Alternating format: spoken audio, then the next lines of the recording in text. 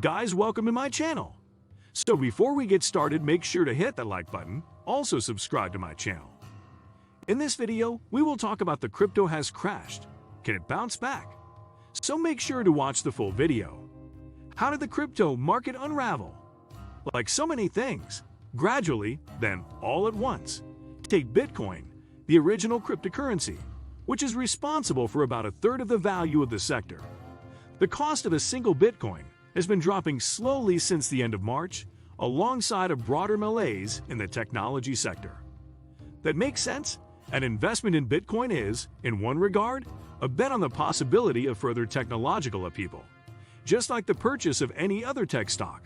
With a rise in inflation choking off post-pandemic growth on both sides of the Atlantic, coupled with a vague sense that irrational exuberance had led to an overvaluing of tech in general over the past couple of years, the whole sector began dropping. And then, in early May, the dam broke. In a week, it dropped further than it had in the preceding month. The immediate cause was contagion from the catastrophic failure of another cryptocurrency project, called Terra, which was once valued at more than $50 BN and ended the week effectively worthless. As Terra collapsed, so too did other cryptocurrencies. First, similar projects saw their values stumble, as investors feared they would follow. Then, the panic gripped the broader sector, and even comparatively blue-chip tokens, including Bitcoin itself, tumbled.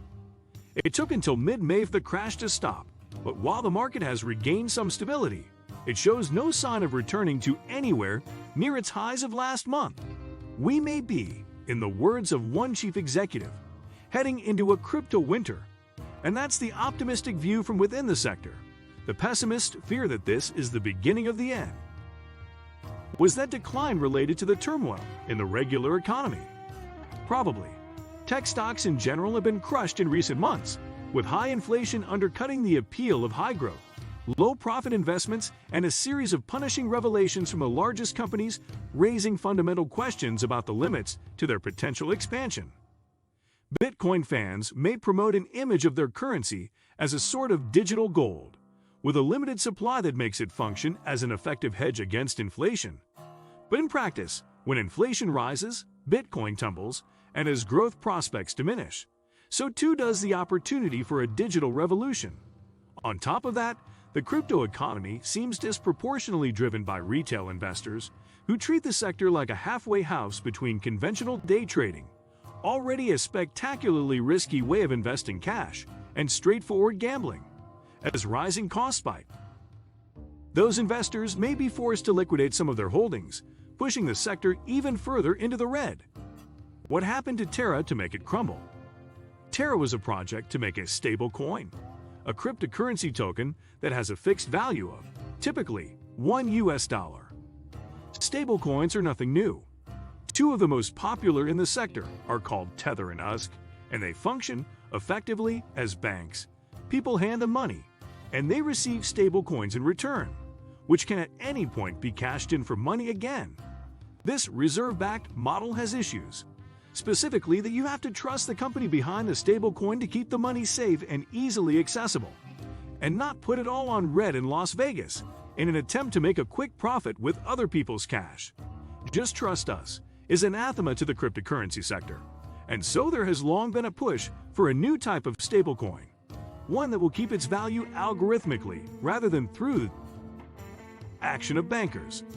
Terra was one of those attempts, a pair of currencies, one of which, Luna, is supposed to float freely while the other Terra is supposed to always have a value of $1. Luna can always be turned into Terra at a value of $1. So if the cost of Terra gets too high, Luna owners are incentivized to print more, and Terra can always be turned into Luna at a value of $1. So if the cost of Terra gets too low, Terra holders are incentivized to destroy the currency in order to raise its price. Who are the winners and losers? At one level, the answer is simple. The winners are people who sold their cryptocurrency holdings in early April, and the losers are the people who they sold them to.